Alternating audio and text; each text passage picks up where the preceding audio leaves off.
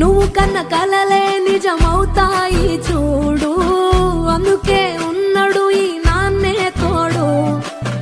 దశరథ మహారాజే నాన్నై పుట్టాడు, నువ్వు రాముడంత ఎదగరనేడు. చరితలు ఎన్నడు చూడని మమతల గూడే వీధిరో, సంపద అంటే ఏదో కాదురో, ఇంతకు మించి అది